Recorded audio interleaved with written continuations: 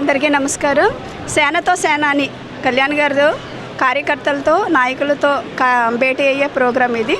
నిన్నటి నుంచి అంటే ఈ నెల 28, 29, 30 ఈ మూడు రోజుల్లో కళ్యాణ్ గారు కార్యకర్తలతో అంటే గత సంవత్సరాల కాలంగా ఏదైతే గవర్నమెంట్లో లీనమైపోయి ప్రజా సంక్షేమమే నాకు ధ్యేయం అని చెప్పి సంక్షేమం అందించడానికి, సక్రమైన పాలన అందించడానికి ఏదైతే వైసీపీ గవర్నమెంట్లో జరిగిన అక్రమాలన్నీ ఉన్నాయో వాటన్నింటినీ పూర్తిగా నిర్మూలించి అభివృద్ధి పదం వైపుకి ఆంధ్ర రాష్ట్రాన్ని నడిపించడంలో కూటమి ప్రభుత్వంతో కలిసి కళ్యాణ్ గారు చేస్తున్న అభివృద్ధి ప్రజలందరూ చూస్తూ ఉన్నారు. ఇటువంటి తరుణంలో ఏదైతే ఓడిపోయినప్పుడు కూడా తనకు నిలబడి ఉండి తనని భుజం కాశారో వేరు మహిళా కార్యకర్తలు వీళ్ళని మళ్ళీ ఒక చోట సంఘటితం చేయాలి, వాళ్ళల్లో జోష్ నింపాలి అన్న ఉద్దేశంతో సేనతో సేనాని అనే కార్యక్రమం డిజైన్ చేసి ఇక్కడ వైజాగ్లో పెట్టడం జరిగింది. ప్రత్యేకించి వైజాగ్ అని ఎందుకనంటే ఫస్ట్ కళ్యాణ్ గారు పోరాటయాత్ర స్టార్ట్ చేసింది ఇచ్చాపురం గంగతల్లి స్నానం చేసి అక్కడి నుంచి స్టార్ట్ చేశారు.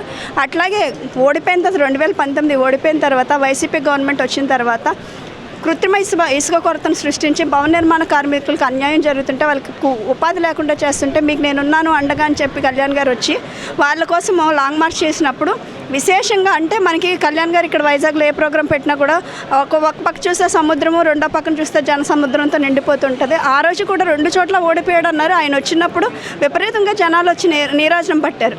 అట్లాగే చూసుకుంటే గత 2-3 సంవత్సరాల క్రితం నోటల్ ఇష్యూ ప్రతి ఒక్కరికి మీడియా సాక్షిగా తెలిసిందే. ఎలా నిర్బంధించారు ఆయన్ని. జనవాణి అనే కార్యక్రమం అంటే ప్రజల సమస్యలు తెలుసుకోవడానికి ప్రజల కోసం వెళ్తుంటాయని నిలవరించి కనీసం ప్రజలకు అవివాదం కూడా చేసుకోనికుండా హోటల్లో అరెస్ట్ చేసిన పరిస్థితిని చూశారు. అటువంటి టైంలో కూడా కార్యకర్తలు వీర మహిళలు సారికి మేమున్నామని చెప్పి ఆ 3 రోజులు కూడా నోటల్ బయట నిలబడడానికి ఎలా సెక్యూర్గా ఉన్నారో చూశారు. సో ఇలాంటివి ఇప్పుడు ఈ తరుణంలో మన గవర్నమెంట్ వచ్చింది, కూటమి ప్రభుత్వంలో మనం భాగస్వాములు అయ్యాము, ఉప ముఖ్యమంత్రి అయ్యారు.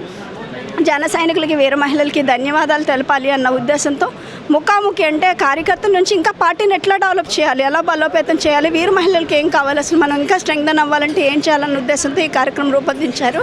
నిన్న ఉదయం లెజిస్లేటివ్ మీటింగ్ ఎమ్మెల్యేలు, ఎంపీలు, ఎమ్మెల్సీలతో మీటింగ్ జరిగింది. తర్వాత మధ్యాహ్నం నుంచి రాష్ట్ర కార్యవర్గంతో మీటింగ్ జరిగింది.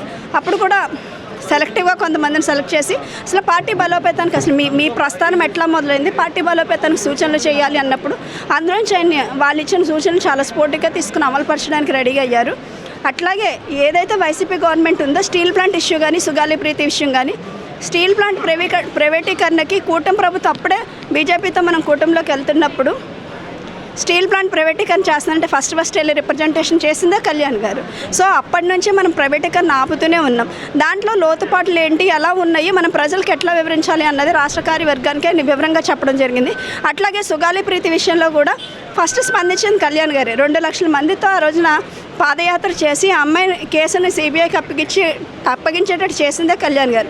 కానీ ఆమె ఏదో ప్రలోభాలకు పోయి కళ్యాణ్ గారి ద్వారా లాభి పొందినా కూడా వైసీపీ వాళ్ళ ప్రలోభమో ఎవరి ప్రలోభమో తెలియదు. కానీ ఆమె వచ్చి బయట మాట్లాడుతుంటే అసలు అందరూ ఏం జరిగిందో కేసు వివరాలన్నీ కూడా రాష్ట్ర కార్యవర్గానికి వివరించడము, ఎట్లా మేము తిప్పగొట్టాలి, అధికార ప్రతినిధులు కానీ మహిళలు కానీ ఎవరైనా సరే ఇట్లా మహిళల మీద దాడులు జరుగుతున్నప్పుడు కానీ లేదా సుగాలి ప్రీతి విషయంలో కానీ ఆమెకి ఇంటి కోసం స్థలాన్ని కేటాయించడము, అట్లాగే ఇద్దరికి వైఫ్ అండ్ హస్బెండ్ ఇద్దరికి గవర్నమెంట్ జాబ్స్ ఇప్పించడం, ఇలాంటివి చాలా బెనిఫిట్స్ కేవలం కళ్యాణ్ గారు వచ్చి పాదయాత్ర చేసి ఆమెకు అండగా నిలబడడం వల్లే జరిగాయి. సో ఎటొచ్చి జరగందల్లా ఆ అమ్మాయి అన్యాయం అయిపోయిన వాళ్ళని శిక్షించడం అదొక్కటే జరగలేదు. కాకపోతే ఏంటంటే అక్కడ కూడా ఏం జరుగుతుందంటే ఫైల్ వెళ్ళినప్పుడు ఏం జరుగుతుంది, హోంశాఖలో మనం ఎలా తీసుకురావాలి, అవి కూడా ఎమ్మెల్యేలు ఎలా చేయాలి అన్నది కూడా ఆయన వివరంగా చెప్పడం జరిగింది. రేపు ఉదయం 1 గంటకి ప్రారంభమైన సభ మన municipal stadium Indira Priyadarshini municipal స్టేడియంలో స్టార్ట్ అవుతుంది. రేపు జరిగే సభ ఏంటంటే ప్రపంచంలోనే ఎక్కడా లేని విధంగా రాజకీయ పార్టీలో తనని నమ్మి వచ్చిన కార్యకర్తల కోసం ఒక ఇన్సూరెన్స్ ఏర్పాటు చేసి క్రియాశీలక సభ్యులుగా వాళ్ళని చేర్చుకోవడం జరిగింది. వాళ్ళందరినీ ఉద్దేశించి వాళ్ళందరినీ సెలెక్ట్ చేసి దగ్గర 14,000 పైచిలకు మందిని సెలెక్ట్ చేశారు. వాళ్ళందరికీ రేపొద్దున కళ్యాణ్ గారు దిశానిర్దేశం చేస్తారు.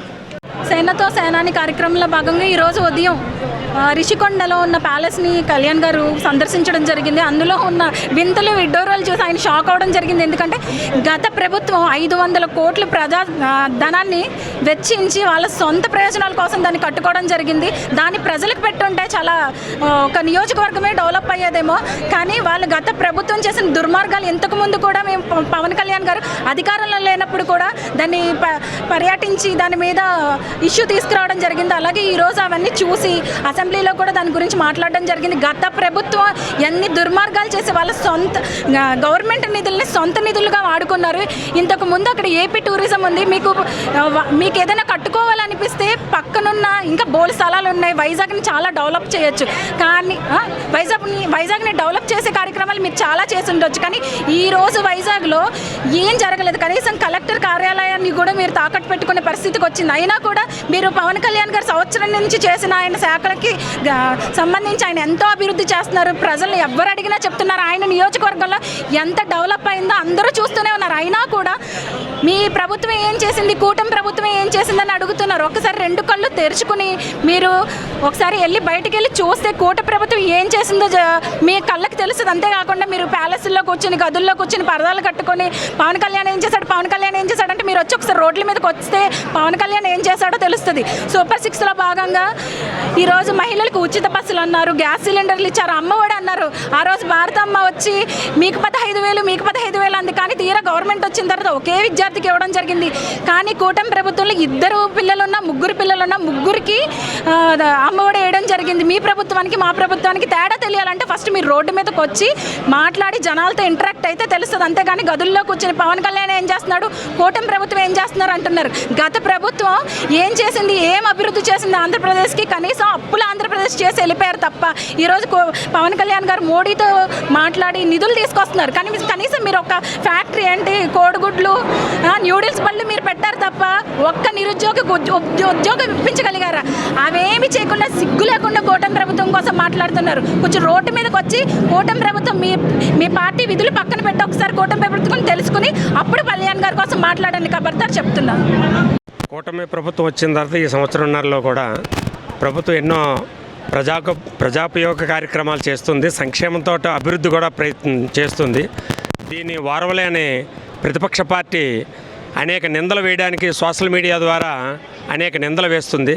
దాన్ని ఎలా తిప్పుకొట్టాలి, అలాగే పార్టీని ఎలా బలోపేతం చేయాలనే దాని మీద పవన్ కళ్యాణ్ గారు ఈ 3 రోజులు కూడా సేనతో సేనాని అనే కార్యక్రమాన్ని తీసుకున్నారు. ఇందులో ప్రతి ఒక్క క్రియాశీల కార్యకర్తను కలుస్తూ వాళ్ళ అభిప్రాయాలు సేకరిస్తూ పార్టీని ఎలా బలోపేతం చేయాలి, అలాగే క్షేత్రస్థాయి నుంచి కూడా రాష్ట్ర స్థాయి దాకా పార్టీని ఎలా పటిష్టం చేయాలి, అలాగే గ్రామ కమిటీలు బూత్ కమిటీలని ఎలా పటిష్టం చేయాలి, రానున్న స్థానిక ఎన్నికల్లో కూడా ప్రభుత్వం నుంచి నిలబడ్డ ప్రతి ఒక్క నాయకుడు, వార్డు మెంబర్ దగ్గర నుంచి జడ్పీటీసీ దాకా, కార్పొరేటర్ల దాకా, కౌన్సిలర్ల దాకా అందరినీ ఎలా గెలిపించుకోవాలంటే మన పార్టీ బూత్ స్థాయిలో ఎంత పటిష్టంగా ఉండాలనే దాని మీద మాకు సూచనలు చేస్తున్నారు. ఆయన సూచనల్ని తప్పక పాటిస్తూ గ్రామ స్థాయిలో మా పార్టీని బలోపేతం చేస్తూ జనసేనని రానున్న కాలంలో బలమైన పార్టీగా తీర్చిదిద్దడానికి మేము అందరం కూడా కటిబద్ధులమే ఉన్నాము. గతంలో చెప్పే ఉన్నారు అధపాతాలకు తొక్కుతానని. అది ఎప్పుడు కూడా ఆయన లేకుండా కూడా ఇంతింతై వట్టుడింతై అన్న రీతిలో ఈ పార్టీని పెంచి నిలబెట్టి ఎప్పుడు కూడా ప్రతిపక్ష పార్టీ తేరుకోలేని విధంగా కూడా గ్రామ స్థాయిలో మేము అందరం కూడా కటిబద్ధులై పార్టీకి పనిచేస్తామని ఈ సభాముఖంగా తెలియజేస్తున్నాము. జైవానికి మా పవన్ కళ్యాణ్ అన్నయ్య గారికి ఒకటే వేడుకుంటున్నానన్న. నా పేరు శ్రీదేవి, పెనుగొండ నియోజకవర్గం, సత్యసాయి జిల్లా అన్న. నన్ను మీరు గుర్తుపట్టినారో లేదో అన్న, 2022లో ఇప్పటంలో భారీ గేటు పడి కాలు విరిగిపోవడం జరిగిందన్న. పేపర్కి కూడా వేశారు. నేను చాలాసార్లు ఒక్కసారైనా మీతో కలిసాలా, నా బాధ చెప్పుకోవాలా అని అనుకుంటున్నానన్న. నాకు అవకాశం దొరకట్లేదు. మన జనసేన పార్టీ ఎక్కడ మీటింగ్ ఉంటే అక్కడికి నేను బాబుతో సహా తీసుకొని వస్తున్నానన్న. దయచేసి నాలాంటి వీర మహిళలకు, వీర సైనికులు చాలామంది బాధపడుతున్నారన్న. మీతో కలిసి మా బాధ చెప్పుకోవాలా. మా దేవుడు అన్న మీరు, మీతో కనీసం మాకు కూడా ఫోటో తీసుకోవాలనేది ప్రతి ఒక్కరికి కోరిక అనేది ఉంటుంది. ఎంతసేపు ఉన్నా పెద్ద పెద్ద పదవులు ఉండే వాళ్ళకే కలిసి వాళ్ళకే ఫోటోలు ఇస్తున్నారు తప్పితే మా లాంటి వాళ్ళకి కలిసి మా బాధ ఏమో అర్థం చేసుకొని మాకు కూడా ఆశ ఉంటుంది కదన్నా. మేము బ్రతుకున్నంత వరకు ప్లీజ్ అన్న ఏమనుకోవద్దండి. మేము బతుకున్నంత వరకు ఓటేయడము జనసేన పార్టీనే, మా ఊపిరి ఆగిపోతే ఆగిపోతుంది అంతే. కాకపోతే మాకు కూడా అభిమానము ప్రేమ అభిమానం అనేవి ఉంటాయి. మాకు కూడా దయచేసి ఈ అవకాశం అనేది కలిగించండి అన్నయ్య. మా బాధ అర్థం చేసుకోండి. సత్యసాయి జిల్లా పెనుగొండ నియోజకవర్గం నుంచి వీరమహిళలు నాతో పాటు 12 మంది వచ్చినామన్నా. ఒక్కరికి కూడా లోపలికి వదలట్లేదు. ఇప్పుడే కాదు, చాలాసార్లు ట్రై చేశామన్నా, ఎక్కడ కలనియటం లేదు. దయచేసి మాకు అవకాశం ఇవ్వాలని వీరమహిళగా వేడుకుంటున్నానన్న. జన సైనికులు వీరమహిళలతో విస్తృత స్థాయి సమావేశం కొరకు శ్రీ పవన్ కళ్యాణ్ గారు 3 రోజుల పాటు ఇక్కడ మాకు సభ ఏర్పాటు చేయడం జరిగిందండి. 2 రోజులేమో కార్యకర్తలు ముందు నుంచి ఉన్న వీరమహిళలతోని మీటింగ్లు ఉంటాయి. తర్వాత రోజు ఏంటంటే మొత్తం ఎవరైతే మెంబర్షిప్ చేయించుకున్నారో ముందు నుంచి ఉన్న జన సైనికులు, పార్టీ కోసం కష్టపడిన వాళ్ళు, ఇన్ఛార్జీలు అందరితో కలిపి ఒక మీటింగ్ అండి. భారీ స్థాయిలో ఉంటుంది ఆ మీటింగు. ఇందిరా ప్రియదర్శిని స్టేడియము వైజాగ్లోని కనుల పండగగా ఉంది. ఇక్కడ నాకు అంటే చాలా రోజుల తర్వాత అన్న గెలిచిన తర్వాత మళ్ళీ విస్తృత స్థాయి సమావేశం అందరితో కలిపి ఇక్కడ చేయడం చాలా ఆనందంగా ఉంది.